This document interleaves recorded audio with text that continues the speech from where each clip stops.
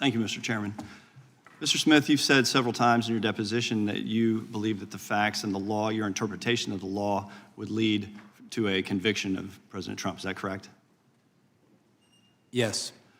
And did you believe that same thing, that your interpretation of the law, your reading of the law, would have resulted in the conviction when you went after Virginia Governor Bob McDonnell back in 2014? Did you believe it at the time? I did believe, and ultimately you got a conviction in lower court, but that was overturned by the Supreme Court, correct? yes, the Supreme Court changed the law on what constituted an official act, and Actually, as a that's result, incorrect. that conviction was overturned. That's incorrect. They applied the law, and they said in their ruling, our concern is not with tawdry tales of Ferraris, Rolexes, and ball gowns. It's instead with the broader legal implications of the government's boundless interpretation of the federal bribery statute.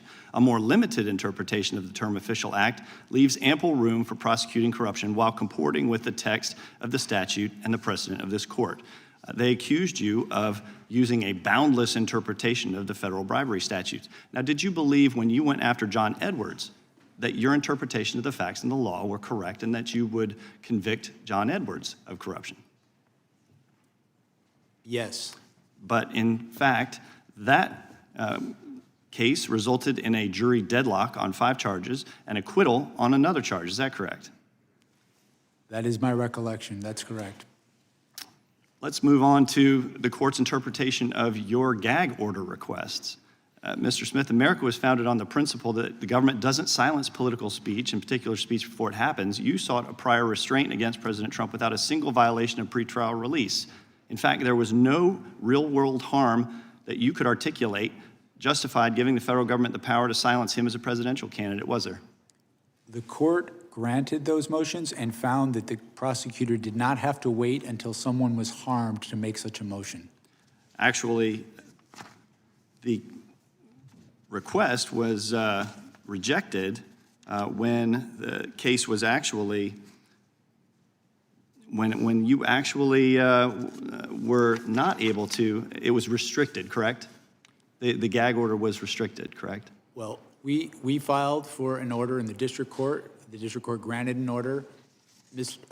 President Trump appealed that order. The Court of Appeals absolutely agreed that there was a basis and that the threats to witnesses that came from the targeting by Donald Trump were real and that we had a duty to protect them. You are correct in that the Court of Appeals narrowed the order, so the order covered witnesses, court staff, the judge, and my staff. The difference was that it didn't cover me anymore, which I was fine with. Did you have any evidence that President Trump's statements about the cases against him intimidated witnesses or prevented them from coming forward? I had evidence that he said, if you come after me, I'm coming after you. He suggested a witness should be put to death. The courts found that those sort of statements not only deter witnesses who've come forward, they deter witnesses who've yet to come forward. But you weren't able to identify a single witness who didn't come forward because they were intimidated by President Trump. We had extremely thorough evidence that his statements were having an effect on the proceedings that is not permitted in any court of law in the United States. Don't you think it's a pretty low bar to clear if you're trying to silence a candidate for president? I mean, if you can't identify a single witness who's intimidated, that maybe you should reconsider the gag order?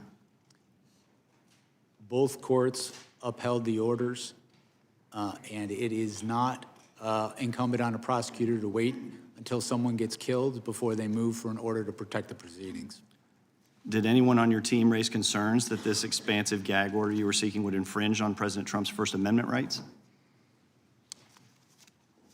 My recollection is that we, of course, discussed First Amendment issues regarding this application because I and my staff respect the First Amendment, but the First Amendment does not allow one to make statements that interfere with the administration of justice in a judicial proceeding.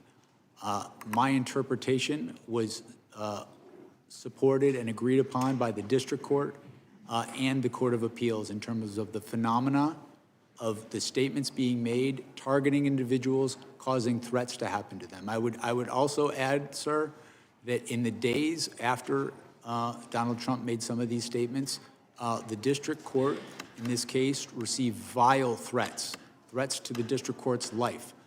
In that environment, I felt a duty as a prosecutor to make that motion, and I make no apologies. And the court stayed that motion on August 3rd, 2024.